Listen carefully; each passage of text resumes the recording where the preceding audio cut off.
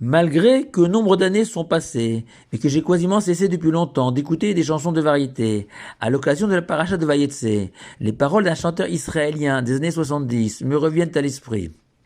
Le parolier de la chanson imagine les mots qu'a peut-être adressés notre patriarche Yaakov à Léa, sa première épouse, au terme de 7 ans de vie commune, pendant lesquels Yaakov a travaillé pour obtenir le droit d'épouser la femme qu'il aime vraiment, Rachel. Cette Rachel qu'il aurait dû épouser 7 ans plus tôt, si ce n'était le fameux subterfuge de Lavan, son beau-père, lui donnant Léa, la sœur aînée, à la place de Rachel. Le compositeur prête à Yaakov une formidable déclaration d'amour à Léa, l'assurant que jamais il ne la délaisserait, même si dans les faits, il s'apprête à se marier avec Rachel aussi.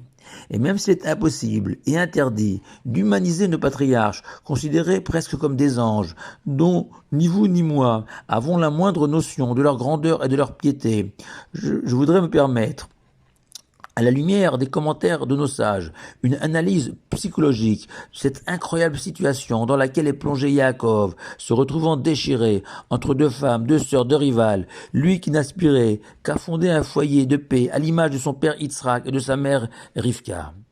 Tout d'abord, une petite correction historique.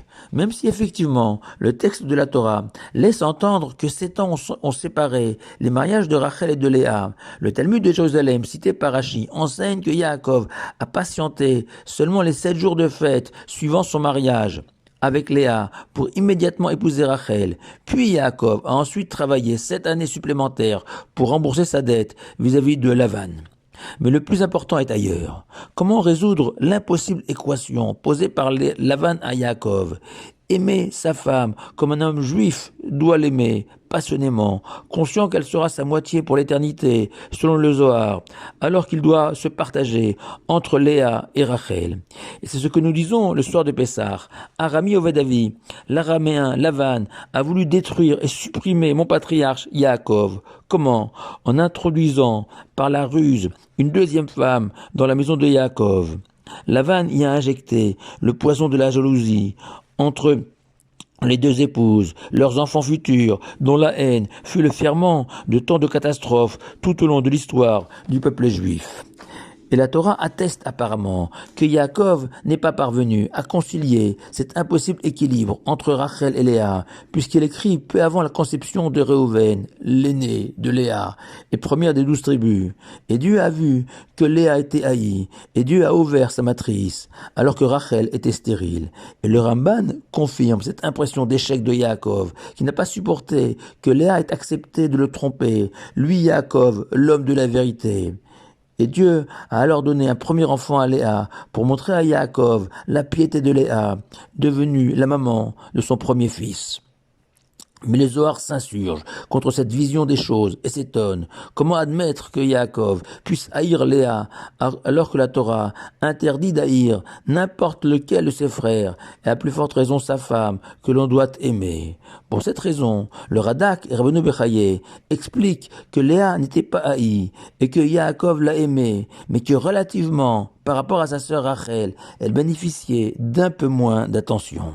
Et le Khatam Sofer va plus loin et écrit que non, jamais Yaakov n'a haï Léa, mais que devant le risque de voir la relation entre Yaakov et Léa se dégrader, Dieu a ouvert sa matrice. Mais le Rachem Akadosh, en se fondant sur le Talmud, ouvre devant nous un merveilleux chemin.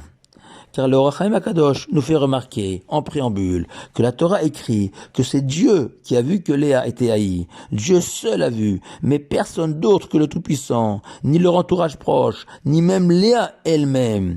Car Yaakov était un mari exemplaire vis-à-vis de Rachel et de Léa. Et ici, le mot haï doit être compris ainsi. D'après les prédictions de tous, Léa était destinée à Esav, frère aîné de Yaakov, et haï de Dieu et des hommes, tandis que Rachel devait épouser Yaakov le juste. Et Dieu a vu et entendu toutes ces rumeurs dont souffrait tellement Léa, au point que ses pleurs et ses larmes, lors de ses prières incessantes, avaient abîmé les yeux. Et ce sont ces larmes que Dieu a vues, et Dieu a alors offert à Léa la première tribu pour affirmer sa légitimité en tant que matriarche des enfants d'Israël. Et le Rachem poursuit et justifie la nomination de Lévi, le troisième fils. Car Léa déclara: cette fois-ci, mon mari va m'accompagner. Et le Rachem explique: maintenant que j'ai enfanté un quart des 12 tribus, Yaakov ne pourra plus jamais se séparer de moi sur cette terre, où nous reposerons côte à côte et dans le monde futur. Évoquer cette vieille chanson israélienne, tirée des méandres de ma mémoire, est peut-être pour moi une forme d'exorcisme. C'est aussi peut-être pour me permettre de démontrer que l'amour que Yaakov a porté à Léa était encore plus beau que ce que le poète-compositeur avait pu imaginer. Shabbat Shalom à vous tous.